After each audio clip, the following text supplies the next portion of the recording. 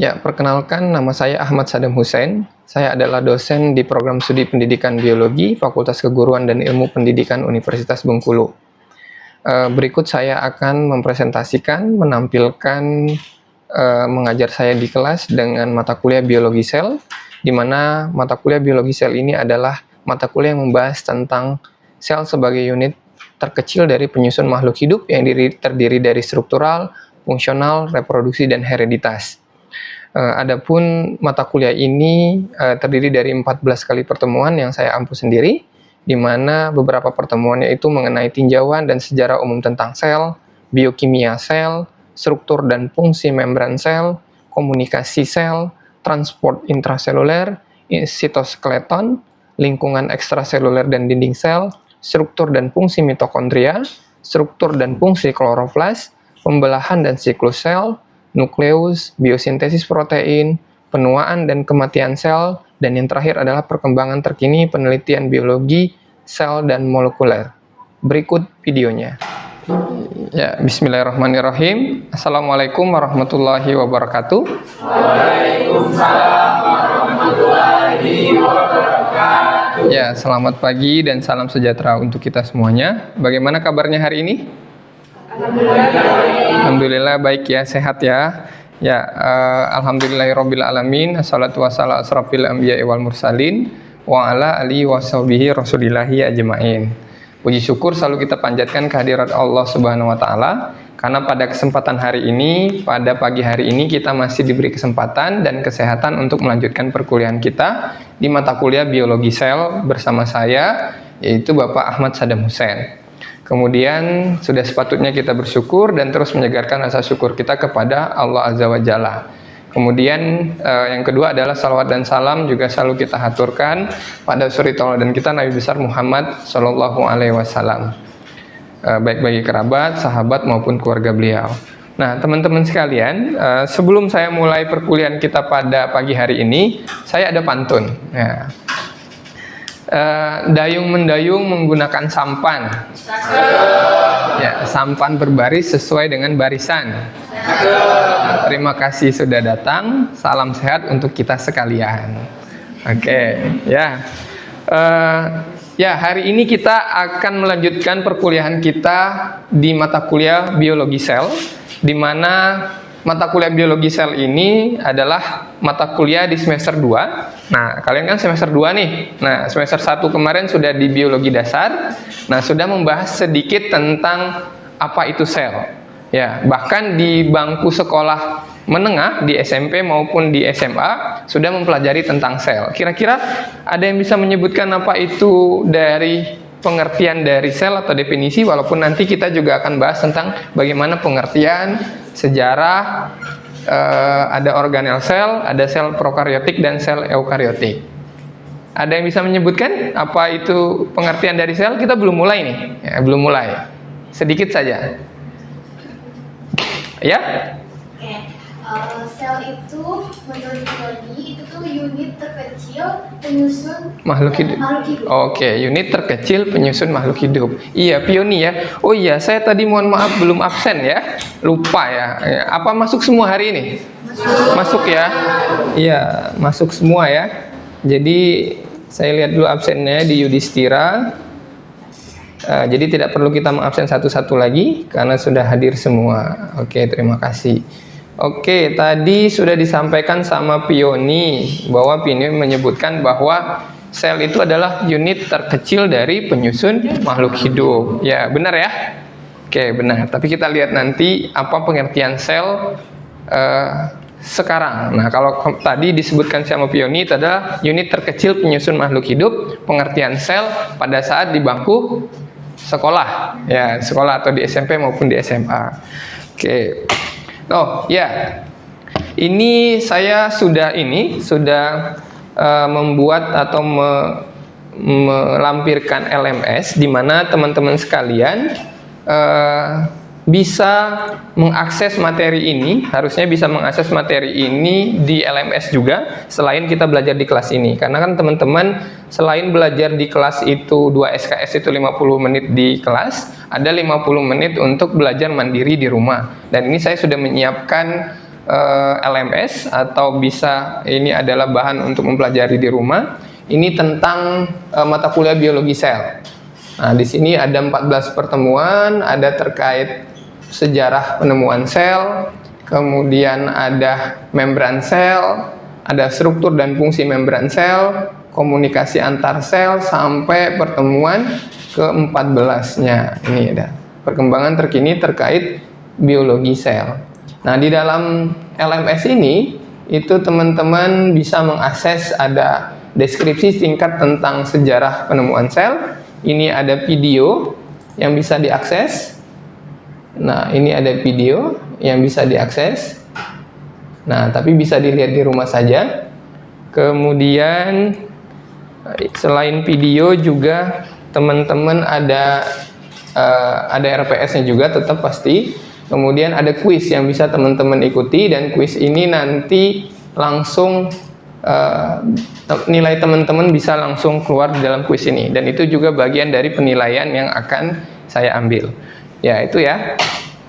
Kemudian selain itu LMS yang mesti teman-teman pelajari di rumah, kemudian saya siapkan video YouTube. Nah, video YouTube ini adalah video yang sudah saya rekam terkait materi biologi sel atau pengertian sel ini. Jadi teman-teman sebelum masuk hari ini atau setelah perkuliahan kita selesai hari ini bisa mengakses lagi, bisa mendengarkan lagi penjelasan yang sudah saya sebutkan di dalam video yang sudah saya upload di YouTube ini. Oke ya. Nanti bisa dilihat nih. Nah, ini pengertian sel. Nah, ini bisa dilihat lagi nanti. Kira-kira itu untuk pengantar. Sampai di sini sebelum saya melanjutkan, ada pertanyaan? Belum ya? Oke. Kita lanjut saja. Nih, kita akan mempelajari tentang biologi sel, di mana ada pengertian, sejarah sel, organel sel, sel prokariotik, dan sel eukariotik. Nah, kemudian ini pengertian. Tadi Pioni sudah menyebutkan bahwa sel adalah unit terkecil penyusun dari makhluk hidup. Nah, sebelum kita lanjut lagi, nah ini sebenarnya deskripsi tentang mata kuliah ini nih banyak nih. Ya, tentang sel, yang pasti tentang sel, membahas unit struktural, fungsional, membran sel, organisasi sel. Tetapi tujuan dari perkuliahan ini hanya sebatas kita mempelajari tentang sifat dasar sel, pengertian sel, sejarah sel, organel sel saja. Karena kalau mau dibahas semua kan tidak mungkin di dalam satu hari. Kita memiliki 14 kali materi dan harusnya 14 kali pertemuan. Nah, untuk hari ini teman-teman diharapkan setelah perkuliahan kita selesai pada hari ini, paling tidak teman-teman bisa mampu menjelaskan, mengumpulkan, mengolah konsep dan informasi, serta mampu mendiskusikan mengenai sifat dasar sel tadi, pengertian dan sejarah dari sel tadi. Itu adalah kompetensi dasar atau sub CPMK yang mesti dikuasai teman-teman setelah selesai perkuliahan pada hari ini. Oke. Nah, ini ada beberapa materi yang sudah kita harusnya selesaikan dalam satu semester di biologi sel, tetapi pada hari ini kita akan membahas tentang tinjauan dan sejarah umum sel. Nah, ini materi atau bahan bacaan sudah saya siapkan. Nanti teman-teman bisa mengakses atau mengambil informasi-informasi baik dalam buku teks, jurnal ilmiah, ataupun dari internet yang sudah saya siapkan ini, ataupun buku teks pendukung lainnya. Kemudian ini ada tugas, ini beberapa tugas yang mesti disiapkan, baik itu tugas rutin, atau riset, atau mini riset, ataupun proyek yang akan kita kerjakan bersama-sama. Karena saya menggunakan metode project case method, atau project based learning, atau project itu bisa. Nah, nanti teman-teman di akhir perkuliahan nanti akan membuat project terkait mata kuliah biologi sel yang tentunya tentang topik tentang biologi sel, atau topik pada hari ini pengertian dan sejarah sel. Ini nilai, di mana nilainya itu ada A, A min, B plus, B, B min. Insya Allah tidak ada nilai C di dalam mata kuliah saya. Oke, yang pertama pengertian tadi sudah disebutkan. Nah, ini adalah bentuk-bentuk sel, sel tumbuhan dan sel tumbuhan dan sel hewan. Sudah kita pelajari di semester 1. Nah, tadi disebutkan Pioni bahwa sel adalah unit terkecil penyusun dari makhluk hidup. Itu adalah pengertian sel pada saat kita masih sekolah menengah atau di SMP maupun di sekolah di SMA. Tetapi dengan perkembangan ilmu pengetahuan sekarang, para ahli atau para akademisi itu membuat pengertian sel itu lebih kompleks lagi, yaitu adalah sel merupakan unit dasar terkecil, benar sekali, tetapi ditambahkan lagi itu dari struktural, dari fungsional, reproduksi, dan hereditas dalam kehidupan organisme atau makhluk hidup. Nah, seperti apa itu bahwa sel terkecil tadi sebagai struktural, fungsional, reproduksi, dan hereditas? Nanti akan kita bahas. Atau teman-teman ada yang mau coba secara struktural maksudnya apa ini? Sel sebagai unit dasar terkecil, dia sebagai struktural penyusun makhluk hidup. Kira-kira apa? Ada yang tahu nggak? Atau kalau nggak secara fungsional? Kalau nggak reproduksi? Atau hereditas? Kenapa disebut sel ini ada 4 ini? Ada kira-kira nggak? Siapa? Markus mau coba? Belum? Atau kira-kira kenapa sel disebut sebagai struktural? Struktur ya, ingat kata-kata struktur. Nah, struktur itu bentuk kan ya. Nah, kira-kira kenapa dia disebut sebagai struktural? Ada apa di dalam sel itu? Karena ada bentuk apa? Masih ingat nggak? Ini ya. Nah, ini kan sel ya, sel tumbuhan dan sel hewan. Nah, tadi secara struktural, berarti kan secara bentuk. Nah, kenapa bentuknya? Ya, karena sel memiliki bentuk dan bentuk-bentuknya tadi berbeda-beda kan? Nah, atau kita pernah istilah organel sel pernah dengar? Nah, kalau satu sel, nah kemudian di dalamnya ini ada unit-unitnya lagi. Ya, inilah disebut sebagai organel sel. Nah, organel sel inilah disebut sebagai dia memiliki struktur. Terus yang kedua, tadi ada unit terkecil secara fungsional. Yang artinya fungsional dari kata apa? Fungsi kan? Nah, jadi fungsi. Selain fungsi sel secara umum, ini juga fungsi dari organel-organel ini sendiri. Nah, misalkan kayak ini organel apa ini? Yang hijau. Kloroplas. Nah, fungsinya apa? Mitokondria fungsinya apa? Itulah disebut sebagai unit terkecil sebagai fungsional. Kemudian yang ketiga tadi apa? Unit terkecil reproduksi. Nah, kenapa dikatakan reproduksi? Kenapa dikatakan reproduksi? Kira-kira apa? Karena ia dapat memperbanyak jumlah. Memperbanyak jumlahnya, iya kan? Nah, itu sudah benar sekali. Kan kita ini kan terdiri dari sel juga kan? Nah, masih ingat kan taksonominya dari bagaimana sel? Dari sel berkembang menjadi jaringan. Jaringan berkembang menjadi organ. Organ berkembang lagi menjadi sistem organ. Sistem organ jadi individu. Nah, satu ini adalah sistem organ yang berkaitan satu sama lain. Sehingga dari sel inilah harus memperbanyak selnya, harus berkembang biak. Karena kalau tidak berkembang biak, memperbanyak ya gimana mau berkembang? Pernah lihat sel secara umum langsung? Tidak pernah kan? Nah, karena itu sel itu membelah dirinya, memperbanyak dirinya dari 1 menjadi 2, 2 menjadi 4, 4 menjadi 8 dan seterusnya. Sehingga bentuklah satu individu yang terdiri dari jutaan bahkan triliunan sel di dalam tubuh kita. Kira-kira itu. Nah, yang terakhir secara hereditas. Kira-kira secara hereditas kenapa? Mewariskan sifat. Ya, karena di dalam sel tadi ada namanya inti sel atau nukleus. Nah, di dalam nukleus itu ada DNA atau gen yang mewarisi sifat. Misalkan nih, mata warnanya hitam, kulit warnanya putih, rambutnya lurus, apalagi punya lesung pipit. Nah, lihat kan, bahkan di dalam tidak ada satupun orang di muka bumi ini, bahkan yang kembar pun itu sama persis identiknya. Maksudnya kalau kembar memang secara umum kita lihat sama ya, tapi kalau diteliti pasti ada perbedaan sedikit. Atau nggak usah jauh-jauh deh, di dalam kelas kita ini tidak ada yang sama persis. Ada nggak yang sama persis? Nggak ada kan? Itu yang menyebabkan dia berbeda itu adalah sifatnya tadi.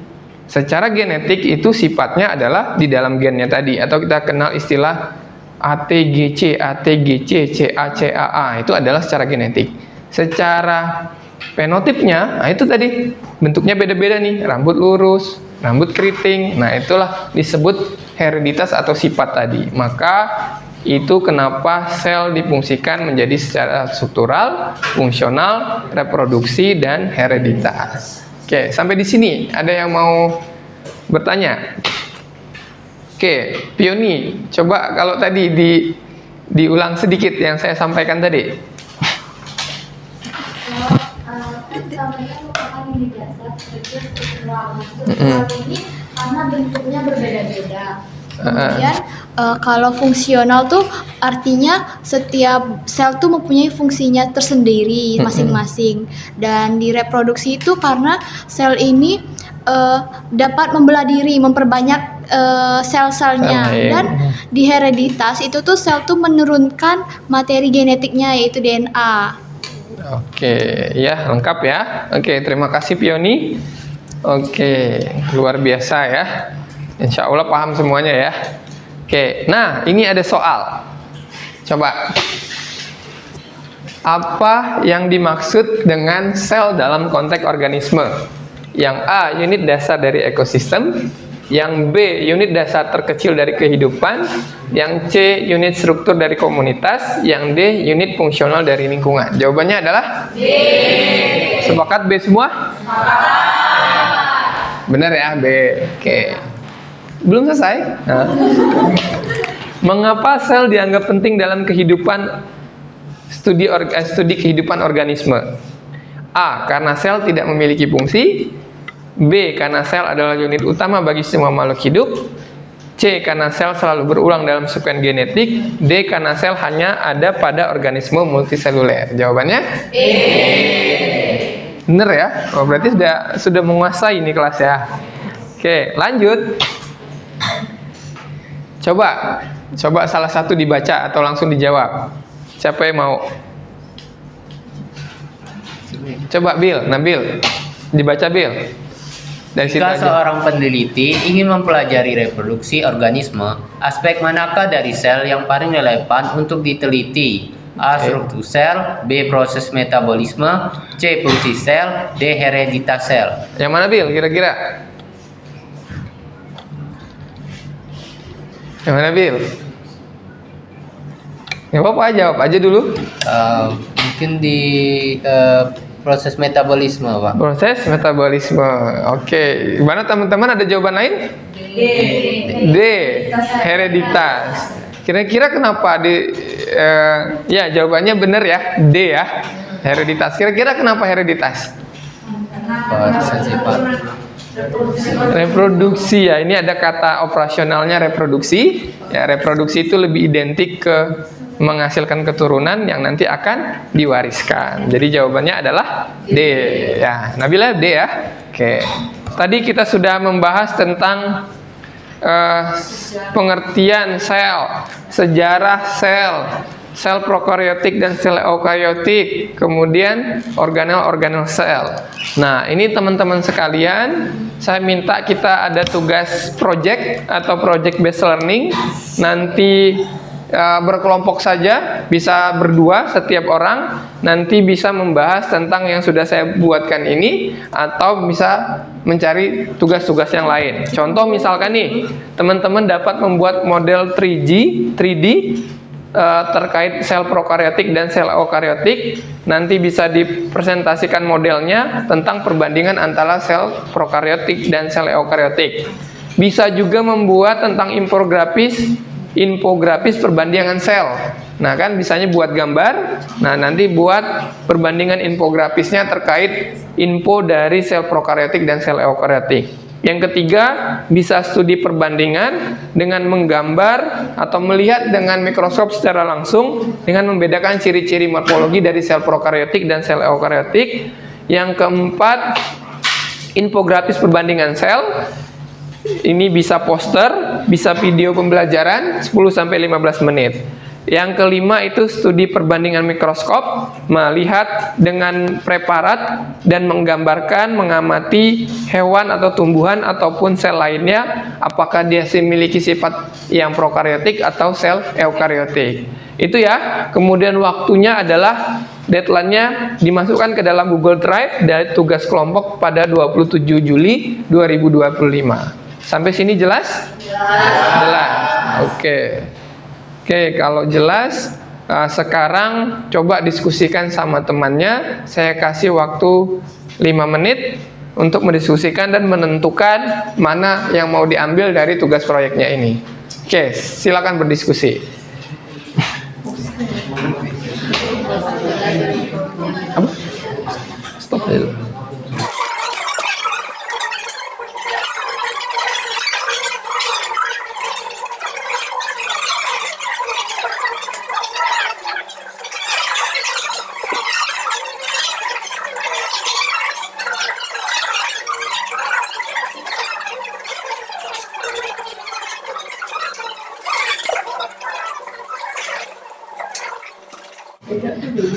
Oke, masih berdiskusi atau sudah cukup? Sudah cukup ya. Oke, walaupun tugasnya masih lama, tanggal 27 Juli 2025 nanti di Google Drive, paling tidak saya mau mendengar pendapat atau deskripsi dari teman-teman atau kelompoknya ini. Itu materi apa atau tugas proyek apa yang dipilih dan seperti apa nanti kira-kira akan digambarkan dalam tugas proyeknya. Mungkin dari depan dulu ya. Ya, dari kelompoknya Redo dan Taufik kira-kira seperti apa?